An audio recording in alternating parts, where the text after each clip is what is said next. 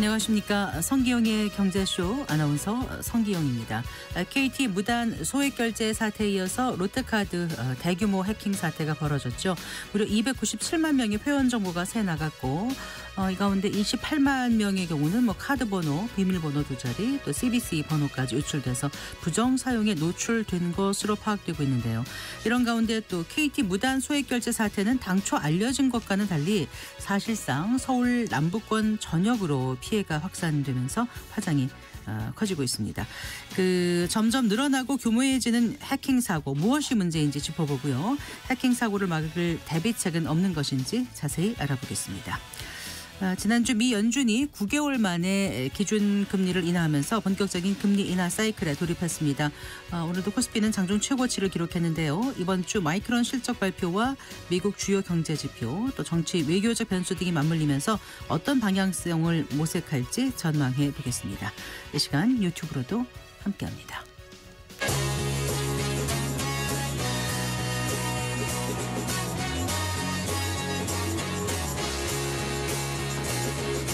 경제 시야를 넓혀드립니다. 투자의 지름길을 안내합니다. 돈 되는 정보를 발견하는 시간. KBS 1라디오 경제쇼. 먼저 오늘의 주요 경제 뉴스부터 정리해드리겠습니다. 경제 뉴스 브리핑 손석우 경제평론가와 함께합니다. 어서 나오십시오. 안녕하세요. 안녕하세요. 자, 국내 증시가 반등에 성공했습니다. 네, 일단은 지난주 마지막 거래일 뉴욕 증시도 다 3대 지수 사상 최고치, 금리 인하 이런 우호적인 환경이 일단 있었고 네. 주심이 굉장히 좀 전반적으로 활발했죠. 그리고 오늘은 시총 1위 삼성전자 급등세 보이면서 시장 전체를 달궜습니다. 네. 코스피 종가부터 말씀드리면 0.68% 상승하면서 3,468.65에 거래를 마쳤습니다.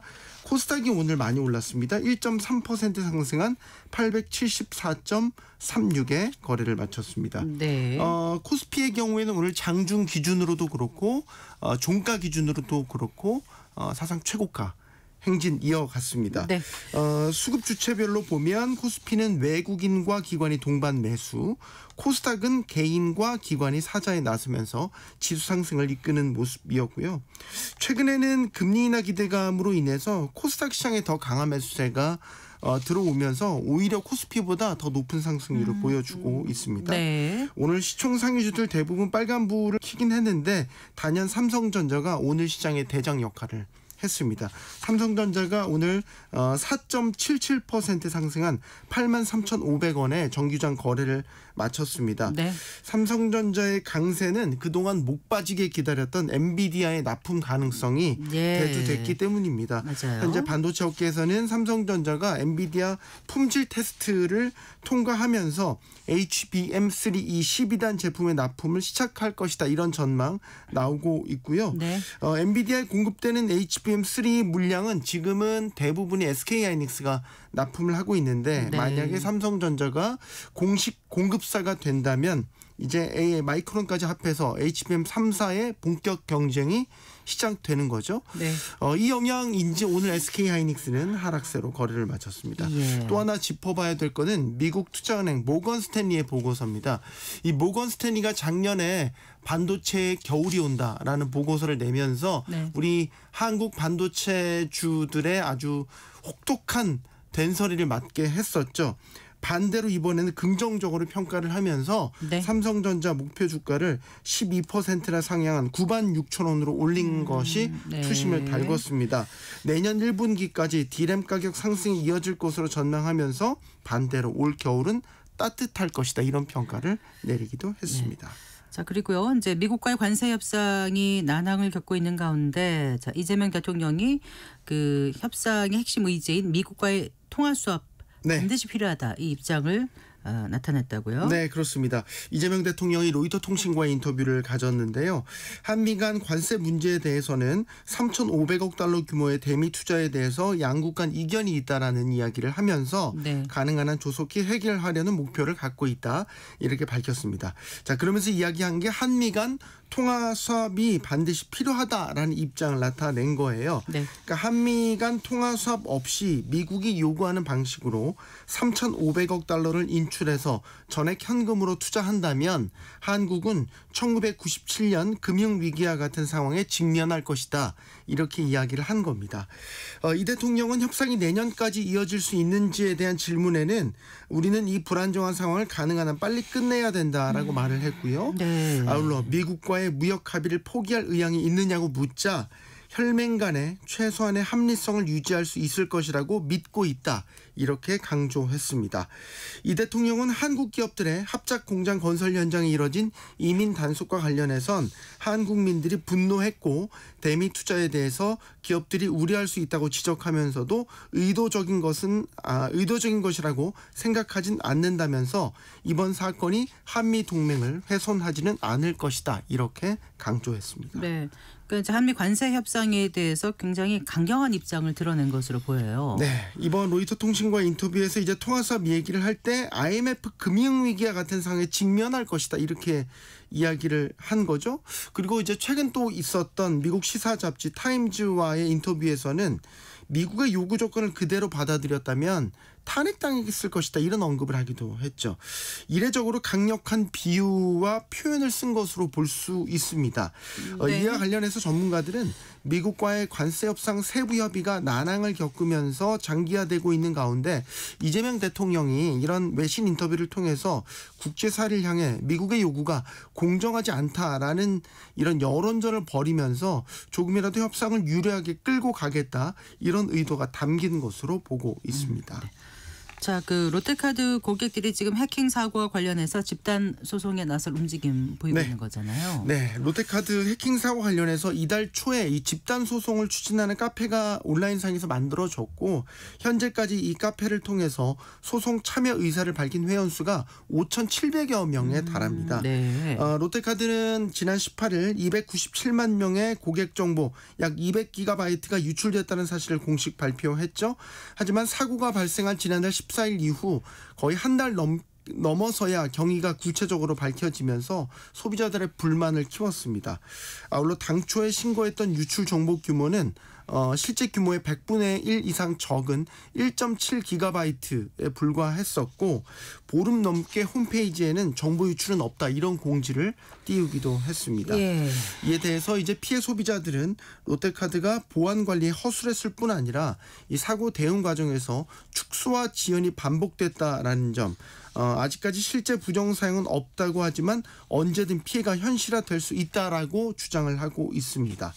이 소송 참여 의사를 밝힌 소비자들은 해외 결제가 수차례 반복해서 시도되거나 스팸 전화가 다수 걸려오는 사례 등이 빈번하게 나타나고 있고 또 보이스피싱 의심 사례를 경험한 소비자들도 있다고 주장을 하고 있습니다. 네. 또 해킹 피해에 대해서도 보상안도 미흡했다라는 주장을 펼치고 있는데요.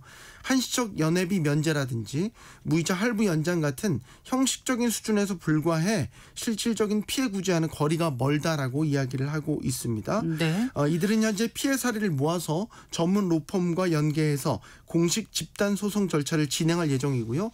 소송 참여 규모는 더 확대될 것으로 전망됩니다. 네. 자, 오늘부터 2차 민생 회복 소비 쿠폰 신청할 수 있는 거죠? 네, 그렇습니다. 2차 소비 쿠폰은 전 국민의 90%를 대상으로 1인당 10만 원씩 지급됩니다. 오늘부터 다음 달 31일 오후 6시까지 신청할 수 있고요. 지급 수단은 1차 쿠폰 때와 마찬가지로 신용카드, 체크카드, 지역사랑 상품권, 선불카드 중에서 선택하실 수 있습니다. 이번은 신청 첫 주기 때문에 시스템 과부하가 걸릴 수 있어서 이를 막기 위해서 일단 이번 주는 오는 26일까지는 출생연도 끝자리를 기준으로 요일제를 운영합니다. 지난번과 마찬가지군요. 네, 그렇습니다. 동일합니다. 월요일인 오늘은 1과 6, 화요일은 2와 7, 수요일 3과 8, 목요일은 4와 9, 금요일은 5와 0이 되겠고요. 네. 이외에는 이제 다 상관없이 신청하실 수 있고 성인은 개인별로 신청할 수 있고 미성년자의 경우에는 주민등록상 세대주가 대신 신청해서 받을 수 있습니다. 이제 지원 대상은 가구합산 소득하위 90%인 시민들인데 자, 올해 6월 건강보험료 가구별 합산액이 선정 기준 이하인 경우에 해당됩니다. 네. 직장가입자 기준으로 1인 가구는 22만 원, 2인 가구 33만 원, 3인 가구는 42만 원, 4인 가구는 51만 원, 5인 가구는 60만 원 이하가 되겠습니다. 1인 가구의 경우에는 소득 기준으로 7,500만 원 수준을 기준으로 보정이 되고요. 맞벌이 같이 다소득원 가구의 경우에는 가구원 수를 1명 추가한 기준을 적용한다는 사실도 잊지 말으셔야겠습니다. 네, 네. 다만 이제 지난해 재산세 과세표준 합계액이 12억 원을 초과하거나 또 금융소득 합계액이 2천만 원을 초과하는 경우에는 가구원 모두가 지급 대상에서 제외됩니다. 네. 사용처는 1차 때와 마찬가지로 연매출 30억 원 이하 매장인데요. 지역 생활협동조합 매장 가운데서 연매출 30억 원을 초과하는 곳도 공익적 목적을 고려해서 이번엔 사용처로 추가됩니다. 네. 소비 쿠폰은 1, 2차 지급 후 모두 오는 11월 30일까지 사용하셔야 되고 미사용 잔액은 소멸됩니다. 그 1차 소비 쿠폰 사용으로 그 소상공인 매출이 2자릿수로 증가한 것으로 나타났다고요? 네, 그렇습니다. 국회 기획재정위원회 소속 진성준 더불어민주당 의원이 국내 8개 카드사로부터 제출받은 자료에 따르면 소비 쿠폰이 지급되기 시작한 뒤 2주간 체크카드와 신용카드 결제액은 총 40조 8,678억 원이었습니다. 네네. 이를 소비 쿠폰이 지급되기 직전 2주와 비교하면 소비는 13% 늘어난 것으로 집계됐고요. 특히 매출이 적은 소상공인 매장일수록 매출 증가세가 두드러졌는데요. 소비 쿠폰 사용처인 연매출 30억 원 이하인 사업장의 결제액을 보면 9조 5,876억 원으로 지급 전 2주 대비 26.8% 증가했습니다.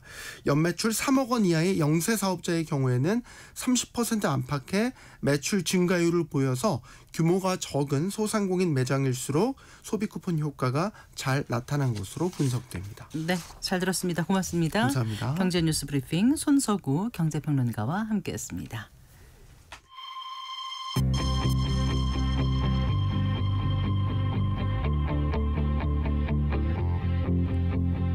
경제 전문가의 원포인트 레슨.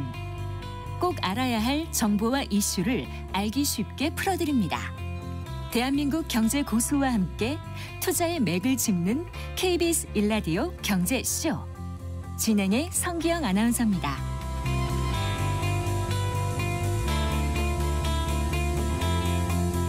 4시 17분입니다. 3년 전 1,000건 남짓이던 해킹 신고가 올해는 벌써 2,000건을 넘어섰다고 합니다. 점점 늘어나고 또 수법도 교묘해지는 해킹에 소비자들의 불안이 커져가고 있는데요. 개인정보 유출은 물론이고 또 개인정보 유출로 금전적 피해는 물론이고 이 국가 안보까지 위협하는 그런 상황도 되고 있습니다. 어떤 대책이 필요할까요? 자세히 짚어보겠습니다. 순천향대학교 정보보호학과 염흥열 교수 스튜디오에 모셨습니다. 반갑습니다, 교수님. 네, 안녕하세요. 반갑습니다. 이번에 롯데카드에서 297만 명의 개인정보가 유출되는 그런 초유의 사고가 이제 발생했는데 그중에 또 28만 명인가요? 그 CBC까지 유출이 됐다고 알려졌어요. 이 정도면 아주 심각한 거 아닌가 싶은데 네, 어떻게 보십니까? 초기 상태보다 점점 심각해지고 있는 것 같습니다. 네. 한마디로 얘기해서 유출 규모가 증가하고 있고요. 네. 초기에는 1.7기가비트 정도의 데이터가 유출되고 있다고 알려졌지만 네. 최근에는 다시 그 초기 이 정보보다 약 100배, 그러니까 200기가 정도. 네. 육박한 정보가 유출된 것으로 확인이 되고 있습니다. 네. 근데 문제는 내용이 더 중요합니다. 아까 뭐 여러 가지 정보들이 유출됐지만 약 네. 28만 명의 경우에는 네. 카드 번호, 비밀번호 2자리, 그다음에 유효기간, 소위 얘기해서 CVC, 네. 그다음에 고객 정보, 여기 뭐 주민등록번호까지 포함해서요. 생년월일, 전화번호. 이거가 유출됐습니다. 네. 이거가 굉장히 큰 파급 효과가 있을 것으로 생각됩니다. 네. 그 CBC 번호는 이제 그 뒤에 그 세 자리 그거 말하는 네. 거잖아요. 그러면 그 이름은 어떻게 된 거예요? 이름도 유출이 된 겁니다. 이번에 이름도 다 유출이 네, 된 네, 거예요? 네, 네. 그래요. 그런데 이 롯데카드의 경우 그러면은 어떻게 보안에 특히 취약했던 걸까요? 지금 원인이 어떻게 분석되고 있는지 궁금합니다. 일단 팩트부터 확인하겠습니다. 네. 롯데카드가 발표하기는 지난달에 일부 서버가 악성 코드에 감염된 사실을 확인했습니다. 그리고 이제 전체 서버에 대해서 추가로 그 점검 작업을 진행했고요. 네. 그래서 서버 3개에서 악성 코드 2종과 웹셀 5종이 발견했습니다. 통상적으로 웹셀은 해커가 공격에 성공한 후에 서버에 심어두는 일정에 다시 침투하기 위해서 심어두는 악성 코드라고 이렇게 볼 수 있습니다. 추가 공격하려고. 백도어라고 이렇게 볼 수 있고요. 뒷문이라고 네. 이렇게 볼 수 있고요. 네. 한마디로 얘기해서 그 롯데카드의 정보 시스템에 취약점이 존재했고 아직은 그 취약점이 어떤 건지 그다음에 어떤 경로로 그 해커가 그걸 갖다가 이용했고 어떤 경로로 침투했는지 이거는 아직 밝혀진 게 없습니다. 네. 추가적으로 이 필요한 부분이고요. 그런데 보다 근본적인 게 우리나라 카드사들이 네. 이 데이터를 집중적인 구조로 관리하고 있다는 겁니다. 그래서 뭐 예를 들어서 수백만, 수천만 건의 정보가 이 한 번에 예를 해커 입장에서는 있잖아요. 그쪽만 공격을 하게 되면 이 수천만, 수백만 건의 정보를 한꺼번에 이렇게 이 유출할 수 있는 그런 구도가 있습니다. 그래서 이게 모든 그 카드사의 공통적인 위협 요소라고 이렇게 볼 수 있습니다.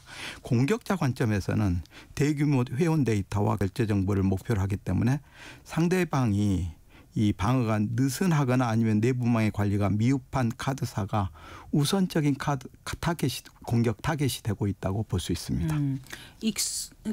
그 롯데카드만 취약하다고 지금 단정 지을 수는 없는 거죠. 이번에 이제 롯데카드가한테 해킹의 대상이 된 건데 다른 데도 지금 말씀하신 것처럼 보안에 취약한 점을 갖고 있을 수도 있는데 아직 해킹 당하지 않았을 수도 있는 거 아닐까요? 맞습니다. 네. 그래서 이제 모든 카드사뿐만이 아니고 네. 금융기관들, 은행 같은 데 있잖아요.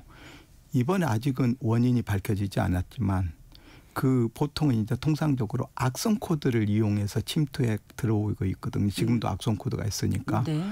그래서 긴급 점검이 좀 필요할 것 같습니다. 네. 그래서 현재 이 알려진 악성 코드 그 부분을 전체적으로 다른 카드사에 넣어서 혹시 자기 정보 시스템에 동일한 악성 코드가 있는지를 점검할 필요성이 있을 것 같습니다. 그러면 이제 그 다음에는 통상적으로 모든 이 정보 시스템에는 어떤 처리가 있을 때는 로그 데이터라 그래서 언제 어떤 데이터가 누가 어떤 접근을 했고 어떤 행위를 했고 그다음에 어떻게 했다는 것을 그 데이터가 남겨져 있습니다. 예. 만약 이제 해커가 그까지 지울 수도 있거든요. 그러면 이제 그때는 포렌직이라는 툴을 활용해서 원래 그걸 다시 복구하게 됩니다. 네. 그런 과정을 통해서 가장 중요한 게 원인 조사가 굉장히 중요하고요. 그래서 다른 카드사도 비슷한 공격을 받았을 가능성이 크다. 네. 그러니까 긴급 점검이 필요하다라고 네. 이렇게 생각합니다. 근데 지금 피해 사례는 나오지 않은 거죠. 그러니까 아직 카드 소지자들이 네. 내가 지금 이게 뭐 금전적 피해를 봤다거나 이렇게 나온 건 아니죠. 개인정보 유출됐다고 먼저 카드사에서 얘기를 한 거죠. 맞습니다. 네. 그래서 일단 28만 명에 대해서는 네. 카드를 뭐 정지하거나 아니면 카드를 재발급하더라고 이렇게 안내가 됐습니다. 네. 뭐 제 지인도 그걸 받았고요. 요즘 굉장히 롯데카드가 신속하게 대응하고 있는 것 같습니다. 이틀 만에 내 지인은 그 카드 교태된 카드를 다시 발급받았다고 합니다.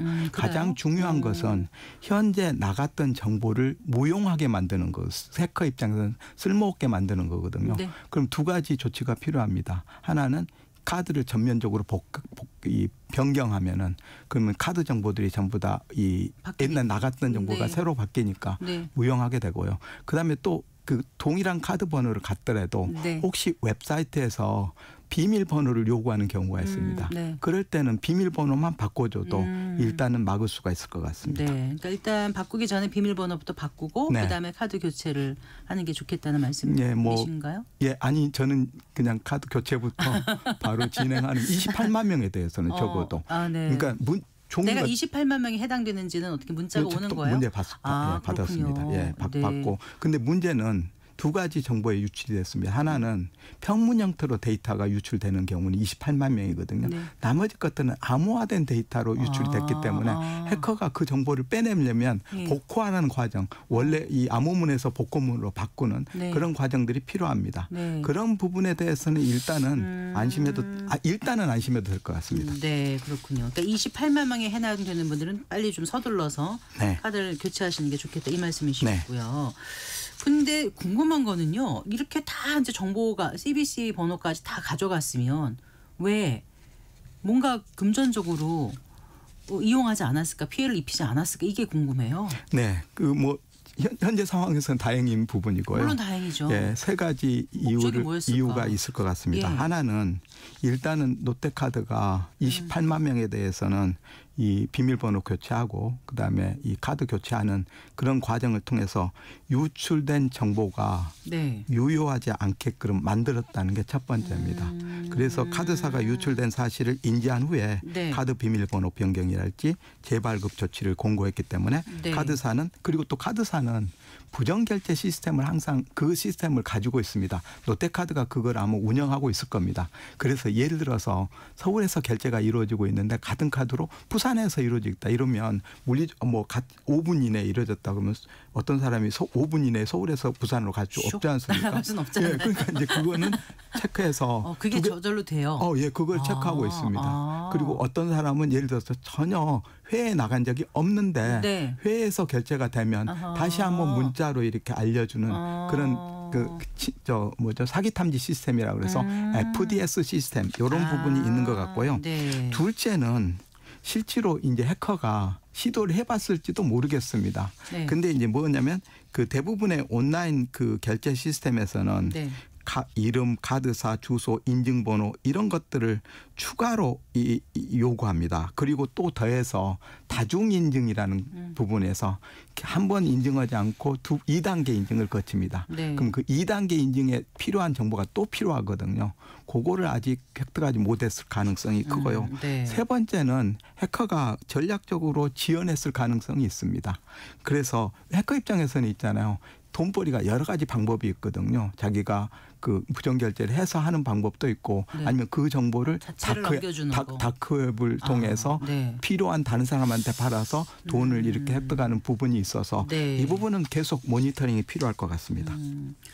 자, 그러면은 이제 비밀번호를 바꾸거나 재발급을 받으면 2차 피해는 없다고 보시는 거예요, 교수님? 네, 일단은 네. 유출된 카드 번호, CVC, 비밀번호 등이 카드 재발급으로 무효화가 됩니다. 그리고 해커는 바로 카드 결제에 쓰이는 것은 불가능하다고 생각합니다.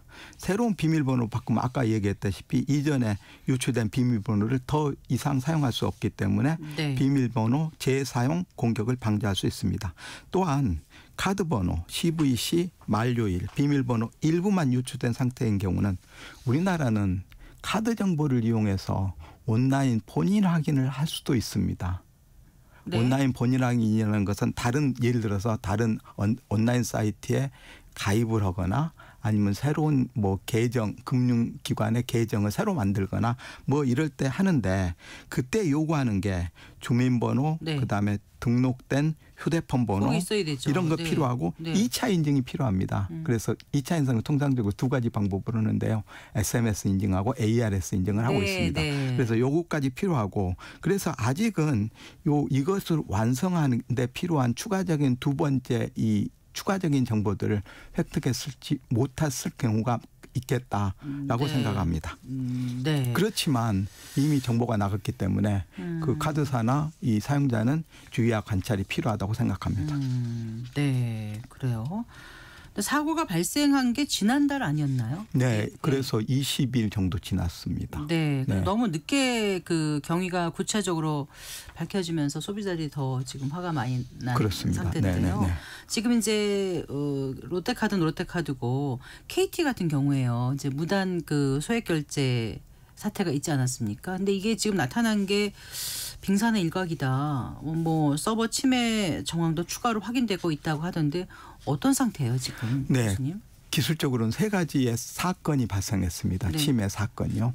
첫 번째는 뭐냐면은 해커가 만들었을 것으로 추정하는 유령의 가짜 펜토셀이라고 불려진 네. 초소형 기지국이 네. 문제는 그 만드는 것은 하드웨어이기 때문에 굉장히 쉽습니다. 그게 KT의 코아망에 붙기 위해서는 네.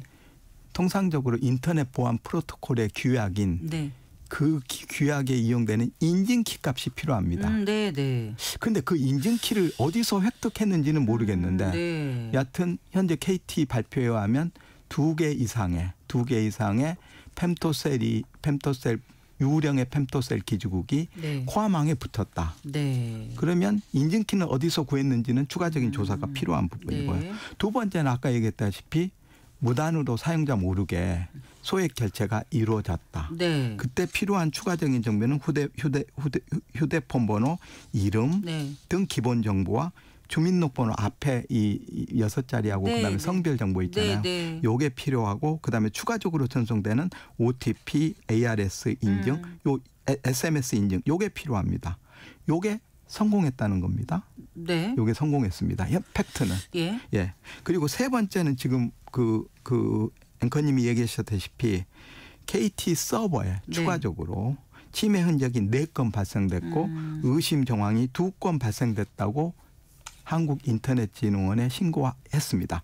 이 모든 그 사고가 발생하면 침해 네. 사고가 발생하면 정보통신망 이용 촉진 및 정보보호 등에 관한 법에 의해서 인터넷진흥원은 24시간 이내에 신고하게 돼 있습니다. 이거는 신고한 거고요. 네. 그래서 이제 이 부분에 대해서는 그러면 문제는 첫 번째 사고하고 두 번째 사고하고 세 번째 사고가 네. 연결이 된 건지 그러니까 무슨 얘기냐면 두 번째 정보가 추가 네. 정보가 첫 번째 사고에서 뽑아 쓴 건지 네. 아니면 두 번째 정보를 다른 데서 이렇게 다른 데서 추적해 가지고 예. 뽑아 사용해서 유출해서 그거를 두 개를 결합한 건지 그 확인을 좀 해야 되겠네요. 아니면 세 번째가 두 번째로 이렇게 연결된 건지 네. 이거는 조사하고 수사가 필요한 상태입니다. 그런데 일단 용의자 2명이 붙잡혔다고 뉴스가 전해졌던 걸로 알고 있거든요. 네. 근데 어떻게 된다고 지금 보세요? 이 2명만으로 가능했었을까? 저는 예. 이번 사건은 네.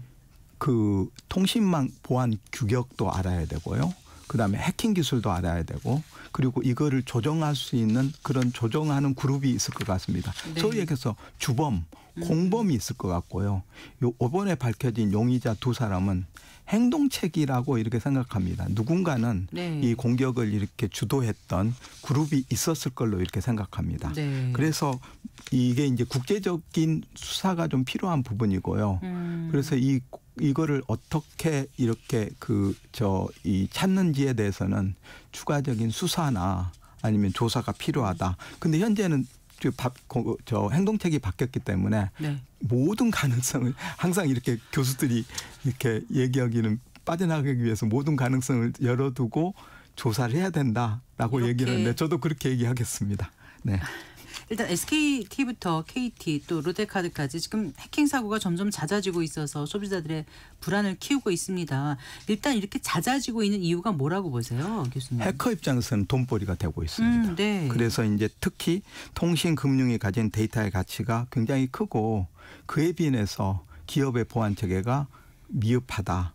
그리고 사후 대응 중심이다. 우리가 대응을 할 때는 두 가지가 있거든요. 네. 사전에 예를 들어서 이번에 모든 그 유출된 정보가 암호화됐다면 훨씬 더 이 피해가 적었을 겁니다. 암호화 데이터가 유출이 됐다면요. 네. 그게 이제 사전 대응 체계고요. 네. 그다음에 사고가 나서 그 이후에 대응하는 게 사후 대응 체계인데 네. 현재 대응 체계는 사후 대응 체계에 집중돼 있다. 그래서 네. 사전 대응 체계를 좀 더 강화할 필요성이 있다라고 하는 거고요. 네. 그러면 우리나라가 사실은 디지털 전환이 굉장히 많이 되고 있는 부분입니다. 네. 모든 정보통신 서비스가 인터넷을 통해서 이루어지고 있습니다. 그렇기 때문에 해커 입장에서는 공격거리가 많아진 거고요. 네. 그런데 기업의 정보 시스템에는 그 해커가 공격을 이용할 취약점이 많은 겁니다. 네. 그럼 이제 그 취약점들을 해커가 공격해서 이 정보 시스템에 침투해서 정보 유출로 이어지는 그러니까 침해 사고 플러스 정보 유출이 같이 가고 있습니다. 지금 계속. 그래서 일단은 막는 것은 침해 사고를 먼저 막아야 될 것 네. 같습니다. 그리고 그리고 한 가지 또 중요하게 생각한 것은 랜섬웨어 같은 경우는 왜 지난번에 신용보증회사에 랜섬웨어 공격이 있었지 않습니까? 네. 그거는 자기가 돈을 받기 위해서는 또 이 추적을 피해야 되지 않겠습니까? 그 추적을 피하는 가상자산 비트코인이라는 또 수단이 있습니다. 네. 거기서 돈 세탁이 가능합니다. 그래서 이제 이게 네. 일종의 사이버 공격이 서비스화되고 있습니다. 그래서 초보자들도 그 플랫폼을 이용하면 네. 사이버 공격을 원활히 하고 있기 때문에 네. 소위 얘기해서 공격에 대한 이 높이가 낮춰졌다. 그러니까 낮춰졌다고 그렇게 그러니 생각합니다. 정말 국내 기업들 이제 보안 투자에 각별히 좀 신경을 써야 되는데 어떤 사태가 일어나도 늑장 대응하는 것 같고 빨리 발표도 안 해주고 또 보상 이런 문제도 그렇고 소비자들이 많이 불만이 쌓여갈 수밖에 없습니다. 네, 맞습니다. 현재 이 기업들은 소극적이고 형식적인 보상에 그치고 있는 경우가 많습니다. 그리고 이제 몇 개월간, 그러니까 사실은 피해가 나서는 장기간으로 모니터링해서 그 피해를 이렇게 보상을 해줘야 되는데 네. 단기간 뭐 지난번에 SKT도 그랬었죠. 굉장히 짧은 기간에 위약금 면제를 해줬잖아요. 그래서 그런 경우가 많은 것 같습니다. 네. 그리고 그래서 소비자가 실제적으로 겪을 수 있는 장기적인 피해, 예를 들어 피싱, 신원 도용, 그다음에 신용도 하락 등을 고려하지 않고 있는 것 같습니다. 네. 또한 그 기업 입장에서는 자기들은 어쩔 수 없다. 이게 이 고도화되고 지능화된 공격이기 때문에 네. 자기들은 열심히 막으려고 했는데 그 어쩔 수 없다라고 이렇게 변명할 가능성이 있습니다. 그리고 이제 보상도 입증을 이 소비자가 하게 돼 있습니다. 네, 네. 그래서 이제 그 대부분의 소비자들이 사실 소비자 입장에서는 자기가 피해졌다는 것을 입증하는 게 상당히 어렵지 않습니까? 네, 네. 이런 이런 부분입니다. 그리고 이제 기업의 책임 구조도 보안의 책임 구조도 개선돼야 될 것으로 생각합니다. 이사회 차원에서 보안 사고를 발생 시에 경영진의 책임을 명문화하고 사고 은폐나 아니면 지연 보고가 발생하면 징벌적 과징금을 부과해야 할 것으로 생각합니다. 그 정부의 역할에 대해서는 어떤 얘기를 좀 해주시겠어요? 지금 시간이 많지 않아서 짧게 네. 좀 정리를 해주신다면요, 교수님. 네, 정부의 역할은 굉장히 중요할 것 같습니다. 사전 대응 체계에 집중해야 된다고 생각합니다. 네. 사후 정부가 일일이 사건 날 때마다 사후 대응 체계를 이렇게 하는 것은 정부의 업무가 오버로드 될 것 같은 생각이 듭니다. 네. 그래서 사전 대응 체계를 강화해야 된다. 그래서 핵심 산업 부분에 대해서는 최소의 보안 요구 사항을 이렇게 요구하고 네. 그다음에 이게 해커 입장에서는 한 곳의 공격에서 이용됐던 악성 코드를 다른 곳에 이렇게 이용하는 경향이 있습니다. 그러면 한 곳에서 탐지되는 악성 코드를 다른 곳으로 이렇게 이 정보 공유를 한다면 다른 곳이 또 막아질 수 있지 않습니까? 그런 정보 공유 체계가 활성화할 필요성이 있다라는 부분이고요. 그리고 훈련, 그러니까 네. 사전에 이 사건이 났을 때 어떻게 네. 대응할 수 있는 그 훈련에 대한 매뉴얼을 이렇게 좀 알려준달지 네. 아니면은 모의 해킹을 이렇게 이 정부가 좀 지원해서 네. 기업한테 지원한달지 네. 아니면 취약점 정보. 네. 그러니까는 기업이 이렇게 정보 시스템을 운영하는데 거기에 굉장히 많은 취약점들이 있거든요. 기업이 자체적으로 할 수도 있지만 정부가 좀 지원해 줄 수도 있겠다라는 생각이 듭니다. 네. 끝으로 개인들이 조심할 수 있는 부분도 알려주신다면요. 예, 굉장히 많은데요. 첫 번째 우리가 그 인터넷 계정에 있어서의 비밀번호 관리가 굉장히 중요합니다. 네. 안전한 비밀번호 사용해야 되고요. 8자리 이상, 그다음에 문자, 숫자, 특수문자 요걸 네. 결합해서 사용할 부분이 있고요. 두 번째는 필요 이상의 정보를 줄 필요가 없습니다. 서비스에 꼭 필요한 정보만 필수 정보만 동의해서 주는 게 가장 중요하고요. 네. 그다음에 혹시 이번 같은 경우 롯데카드 같은 경우는 그 카드가 자기도 모르는 사이에 다른 사람에 의해서 도용될 가능성이 있으니까 그 면밀히 살펴볼 필요성이 있거든요. 그래서 이제 고지서를 이렇게 봐서 혹시 이렇게 자기가 결제하지 않은 사항이 있다면 그거를 반드시 찾아내서 이 해당 통신사에 신고한달지. 네, 네. 그리고 가장 중요한 게 네. 소비자의 이 스마트폰 보안이 악성 코드에 감염되지 않도록 해야 됩니다. 네. 그럼 보통 어떻게 해커들이 유인을 하냐면 네. 일단은 부고 문자랄지 아니면 결혼 문자 이걸 통해서 SMS 네. URL을 이렇게 네, 클릭하게 네, 됩니다. 네. 그럼 그게 잘못 클릭하게 되면 거기에 악성 코드가 깔리게 되고 그래서 자기의 이 스마트폰이 이 해커에 의해서 완전히 장악되는 그런 상황입니다. 그래서 저는 이런 부분들을 국민들의 사이버 보안 기본 수칙이라고 생각합니다. 이외에도 몇 가지가 있는데요. 네. 기본 수칙의 준수를 할 필요성이 있겠다라고 생각합니다. 알겠습니다. 잘 들었습니다. 고맙습니다. 네, 감사합니다. 염흥열 순천향대 정보보호학과 교수와 얘기 나눠봤습니다.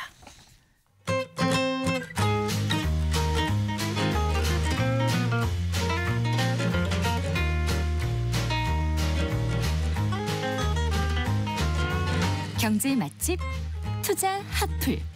지금은 돈 벌기 딱 좋은 시간. KBS 1라디오 경제쇼.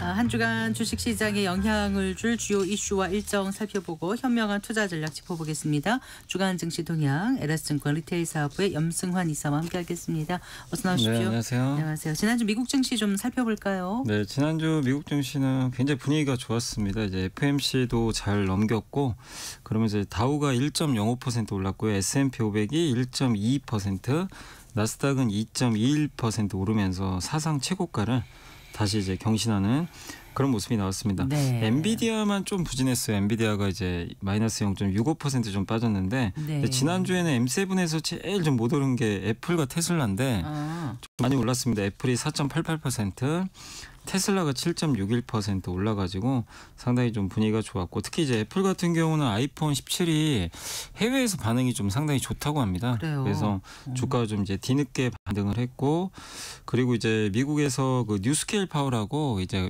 원전 관련주죠. 이제 지난주에 그 트럼프 대통령이 이제 영국에 갔을 때 뭐 원전 협력이 좀 돼가지고 미국의 원전주들이 상당히 좀 큰 폭으로 올랐다라고 좀 보시면 좋을 것 같고, 그리고 네. 이제 미중 간의 그 이 트럼프와 이제 시진핑이 서로 전화 통화를 했죠. 근데 거기서 일단 경주에서 만나자라고 서로 좀 확정을 했습니다. 그래서 경주 에이펙 정상회담이 사실상 이제 굉장히 좀 빅 이벤트가 될 그런 이제 전화 통화가 좀 공개되면서 그 부분도 좀 의미가 있었다라고 말씀을 드리겠습니다. 네. 자, 미국의 금리 인하 사이클이 이제 시작된 걸로 봐도 좋을까요? 네, 맞습니다. 이제 금리가 이번에 그냥 한 번 내리고 말았으면 증시가 실망이 있겠죠. 당연히 끝이니까. 근데 이번에 지금 기준금리를 0.25% 인하를 했는데, 어쨌든 이게 이제 끝이 아니라 연달아 2번 더 하지 않겠냐, 연말까지, 이런 좀 전망이고, 이제 연준 위원들이 이제 점도표를 찍는데 그 점도표의 딱 중간값이 기존에 3.9%였거든요. 근데 이거를 3.6으로 낮췄어요. 네. 그럼 이제 금리를 2번 낮추는 거죠. 지금 왜냐하면 미국의 기준금리가 4.25니까 2번 정도 낮추면 3.6까지 이제 갈 수가 있기 때문에. 네. 근데 이게 좀 아이러니했던 게 뭐냐면 GDP 성장률은 오히려 올려버렸고요. 그러니까 경기는 좀 더 좋게 보고 물가 전망도 내년에 조금 더 높였거든요. 그러면 사실 이제 금리 인하하기가 부담스러운데, 그럼에도 불구하고 지금 고용 시장이 좀 안 좋다, 이런 좀 이제 이유를 좀 들어서 네. 고용의 하방 위험이 커졌다. 네. 그래서 이제 연준 의장이 뭐라고 했냐면, 금리를 한 번에 이제 0.5% 인하할 이유는 없지만 이번에 인하하는 거는 이제 아까 말씀드린 대로 하방 위험, 그러니까 경기 네. 침체를 예방하자라는 차원의 보험적인 성격의 인하라고 보시면 되겠고, 시장 평가는 그거예요. 뭐 말은 그렇게 했지만 트럼프 대통령한테 좀 굴복한 거 아니냐. 자꾸 이제 금리 인하 압력을 넣다 보니까 네. 지금 데이터 보면은 그렇게 썩 나쁜 데이터는 아닌데, 금리를 어쨌든 인하를 했고 2번 더 낮춘다는 이제 점도표가 찍힌 걸 보면, 아, 트럼프 대통령이 좀 압력이 좀 통한 거 아니냐라는 그런 시각도 있는데, 어쨌든 미국이 금리를 계속 낮춘다는 건 주식시장에는 좀 긍정적이다라고 이렇게 판단을 하고 있습니다. 네. 자, M7 기업들의 시가총액이 얼마요? 20조 달러를 네. 넘어섰다고요? 그러니까 7개 합친 게 이게 20조. 7개가 그 엔비디아, 뭐 테슬라, 애플, 아마존, 구글, 또 메타. 네. 네. 요 맞나요? 저도 이제 한 6, 7개쯤 되는 것 같은데, 네. 이 기업들이 이제 합치니까 시가총액이 지금 이제 20조 달러 넘었고, 구글이 3조 달러 넘어갔고요. 그다음에 이제 뭐 엔비디아는 4조 달러 넘어간 지가 한참 됐죠. 근데 이제 이렇게 시가총액이 이제 올라갔던 거는 그냥 오른 게 아니라, 이제 이 기업들이 지금 AI를 이끄는 기업들이잖아요. 그러다 네. 보니까 거기에 대한 평가가 지금 되게 좋고, 특히 알파벳이 그 생성형 AI 서비스인 제미나이 프로를 내놨는데, 이게 최근에 이제 미국에서는 챗GPT를 제치고 이제 애플 앱스토어에서 다운로드 순위 1위를 기록을 할 정도로 인기가 좀 있다고 합니다. 네. 거기다 메타는 실제 AI를 활용해서 광고 사업으로 돈을 벌고 있고요. 마이크로소프트와 아마존은 클라우드 서비스로 이제 돈을 벌고 있고, 네. 엔비디아에 뭐 말해서 뭐 하겠습니까, 그죠? 그리고 애플도 지금 아이폰 출시 후에 좀 판매가 생각보다 괜찮고, 내년에는 좀 애플도 AI 뭐 뭔가 서비스 출시하지 않겠냐 이런 좀 기대감이 있고 테슬라가 이제 뒤늦게 좀 상승에 동참을 했는데 머스크에게 1조 달러 수준의 급여 패키지를 제안을 했거든요. 근데 조건이 있어요. 지금보다 시총은 8배나 올려야 됩니다. 네. 이걸 올리면 네. 1조 달러를 이제 그냥 머스크한테 주는 거죠. 예, 그러니까 그 정도의 지금 파격적인 제안을 했는데 이 얘기는 뭐냐면 드디어 일론 머스크가 회사에 전념하겠구나. 그러면 이제 기업 가치가 오르지 않겠냐 이 기대감이 있어서 네. 그 못 올랐던 어쨌든 테슬라까지도 올라가면서 근데 이들 기업들이 그냥 오르는 게 아니라 다 각각 이유가 있잖아요. 확실히 돈도 벌고 있고 그래서 시총 20조 달러 물론 비싸지만 이걸 거품이라고 보긴 좀 어렵다라고 생각을 하고 있습니다. 네. 자 이제 우리 증시로 돌아와서요. 오늘 한국 증시 어떻게 지켜보셨습니까? 오늘은 그냥 그 두 개만 딱 말씀드리면 돼요. 그냥 반바라고 하는데 반도체와 바이오 두 개가 반바. 그냥 급등했습니다. 반바라고 하는데 그러니까 뭐냐면 이게 되게 드문 조합이긴 하거든요. 반도체 바이오가 잘 같이는 안 가는데 오늘은 삼성전자가 4% 이상 급등해가지고 지금 오늘 코스피가 3,468포인트까지 좀 올라왔는데 0.68% 정도 올랐거든요. 근데 거기에 이제 삼성전자가 일조를 했고 코스닥은 더 많이 올랐습니다. 네. 874.36포인트 그래서 11.25포인트 올랐는데 1.3%나 이제 주가 지수가 급등을 했고요. 오늘 특히 이제 알테오젠이라는 기업이 네네. 이제 뭐 FDA 승인 관련된 이슈가 좀 있어가지고 네. 오늘 시가총액 그러니까 그 코스피의 시총 1위, 네. 코스닥의 시총 1위 기업들이 이렇게 주가들이 좀 급등을 하다 보니까 이 부분이 당연히 이제 주가에 좀 긍정적으로 작용했다. 알테오 좀 많이 올라네. 네. 50만 원 넘어선 거군요. 네, 맞습니다. 네. 그러니까 이제 이 반도체하고 바이오 대장주가 달리니까 이제 밑에 있는 좀 이제 중소형주들도 같이 따라가는 그런 흐름이 나왔습니다. 그래서 오늘 코스피 지수는 다시 한번 이제 신고가를 경신했고 코스닥은 부진했는데 좀 뒤늦게 쫓아가는 지금 흐름이 잘 나오고 있는 것 같습니다. 네. 그 이제 코스피가 정말 질주하고 있다 이런 생각을 하시는 분들 많으실 거예요. 그런데 어떻습니까? 추석 연휴를 앞두면 특히 이제 긴 추석 연휴를 앞두면은 주식이 어떤 흐름을 보일까요? 통상. 네, 그래서 이제 한 증권사 한국투자증권에서 자료가 나온 게 있는데 실제 이제 네. 데이터를 보면 추석 연휴를 앞두고는 그러니까 보통 설도 마찬가지고 연휴 앞두고는 조금 증시가 오르는 게 아니라 그냥 오르락 내리락. 약간 이제 늘어지는. 네. 왜냐하면 근데 특히 이번에는 10일이나 쉬잖아요. 거의 합치면 뭐 만약에 이제 금요일날 휴가까지 내시면 거의 10일 연휴를 쉴 수가 있기 때문에 이게 너무 불확실성이 크거든요. 10일 동안 쉰다는 건. 그러니까 이제 그러다 보니까 이 시장 참가자들이 여기서 이미 시장이 오른 상황에서 공격적으로 이렇게 그 매수를 하기는 또 쉽지 않다라는 그런 분석들이 있어서 아마 쉬어갈 가능성이 좀 높고요. 이게 추세를 바꾸는 건 아니고 네. 이런 이제 10일간 쉰다는 그런 불확실성이 좀 매수를 주저하게 만든다 이렇게 보시면 되겠고 특히 설 명절보다는 추석 연휴 이후가 좀 변동성이 좀 있긴 있었습니다. 네. 그래서 과거에 유명한 사건이 2008년도에 추석 연휴 끝나고 리먼 파산해가지고 마이너스 6% 빠진 적 있고요. 네. 2011년에는 그리스 아시죠? 재정위기. 아 그게 추석 네, 직후였었나요? 직후에 또 마이너스 3.5 코스피가 3.5% 폭락했고 2023년에 이제 미국 예산안이 확정이 안 돼가지고 그때 마이너스 2.4%. 그래서 평균적으로는 2002년 이후로 마이너스 0.44% 수익률을 좀 기록을 했는데 그게 근데 추세적으로 뭐 빠진다 이게 아니라 그때 당시에 이제 이런 이슈들이 있었기 때문에 빠졌고 근데 지금은 강세장이잖아요. 그렇기 때문에 추세 자체가 바뀌진 않겠지만 명절 앞두고 어쨌든 매수세가 둔화될 가능성은 있기 때문에 좀 속도 조절할 수 있다는 건 조금 염두에 두시면 좋을 것 같습니다. 그렇군요.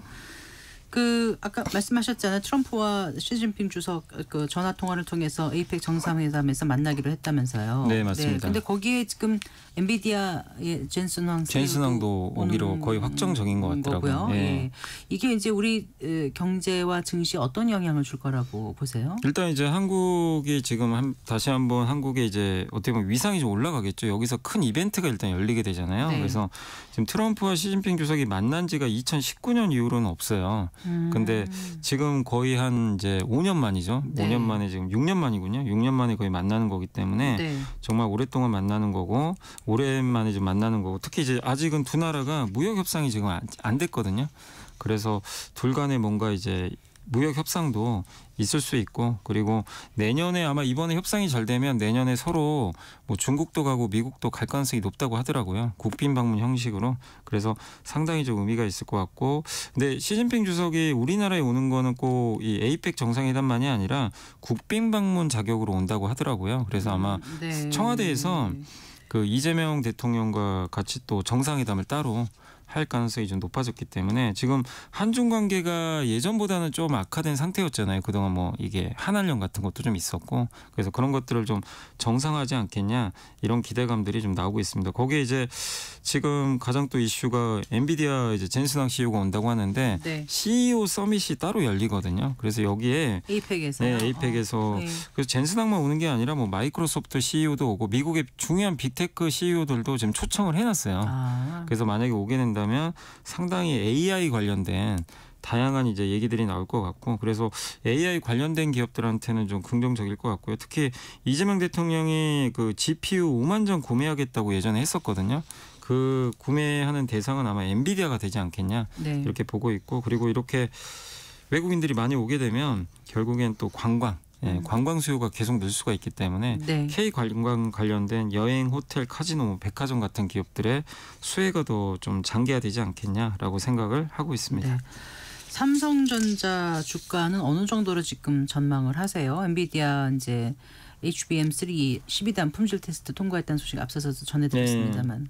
네. 일단은 저는 개인적으로 그래도 이번에는 좀 10만 전자는 좀 가지 않겠냐 이렇게 생각을 하고 있는데 네. 이유가 일단 이제 정말 오랜만에 정말 작년 그러니까 이게 19개월 걸렸다고 하더라고요. 엔비디아 통과하는데 지금 여러 차례 너무 다들 많이 너무나 실망도 되는 거 많이 아닌가 하고 실망하고 되는 거 아닌가. 근데 이번에는 그랬었어요. 이제 거의 예. 된 것처럼 이제 확정 기사가 났는데 어쨌든 들어가도 물량은 적더라도 엔비디아에 들어가는 건 의미가 있거든요. 당연히 또 내년에 HBM4라는 새로운 제품도 또 공급을 해야 되기 때문에 상당히 이제 불확실성이 해소됐죠. 이제 신뢰가 올라갈 거고. 지금보다 다음 세대 버전인 거죠. 네. 네. 네. 그리고 또 한 가지는 이제 최근에 HBM 같은 AI 반도체 말고도 네. 우리 흔히 PC나 이런 스마트폰에 범용 반도체라고 하거든요. 네, 네. 이것도 지금 공급이 너무 부족하대요. 그러니까 투자를 많이 할 수가 없다 보니까 네. 반도체 가격이 지금 급등하고 있습니다. 실제로. 이 부분 당연히 삼성전자한테 호재고 마지막으로 제가 이제 10만 전자를 좀 조심스럽게 얘기하는 건 뭐냐면 테슬라 수주를 따냈잖아요. 근데 테슬라가 하는 사업은 여러분도 한번 생각해 보시면 로봇도 하고 있고 그다음에 자율주행하고 있고 그다음에 AI 사업도 하고 있거든요.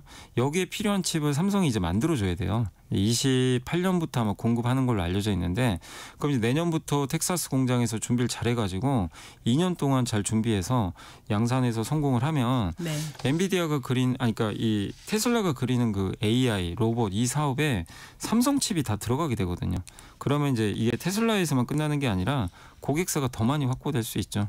그래서 TSMC에 밀렸던 부분들이 회복될 수 있기 때문에 상당히 저는 오히려 테슬라 이번 수주를 긍정적으로 보고 있고 현재 이제 오늘 올라가지고 PBR이 이제 1.4배 정도 됐거든요. 뭐가요? 네, PBR이 삼성전자. 삼성전자 네, 오늘 PBR 이. 올라가지고 네, 네. 이제 83,000원이니까 네. 이게 평균이에요, 그냥. 네. 지금 이제 딱 이제 평균 회복이 된 그렇군요. 거고 네. 하이닉스는 PBR이 2.8배나 돼요. 그러니까요. 엄청 벌어졌어요. 네. 그래서 그냥 단순히 최고치 삼성전자 PBR이 얼마였냐면 2.06배거든요. 옛날에 네. 제일 높을 때. 그렇다면 12만 원 됩니다. 그 이제 거기까지 가려면 시간은 많이 걸리죠. 네. 이런 조건들이 갖춰져야 되는데 어쨌든 이제 평균까지 회복돼서 조금 회복을 기대해 보고 있습니다. SK 하이닉스는 어떻게 전망하세요? 그러면? 하이닉스도 지금 여전히 주가가 비싼 건 아니에요. 이렇게 올랐어도 1년에 지금 내년에 영업이익이 50조 이상 벌 걸로 좀 보거든요. 근데 네. 시가총액이 한 250조 되니까 네. 그렇게 좀 비싸다고 아직은 할 수 없다. 이렇게 좀 보고 있습니다. 자, 이번 주 어떤 증시 일정 좀 주목해 보면 네, 가장 이제 기대되는 거는 그 일단 이제 내일 마이크론 실적 발표, 삼성 경쟁사죠. 그리고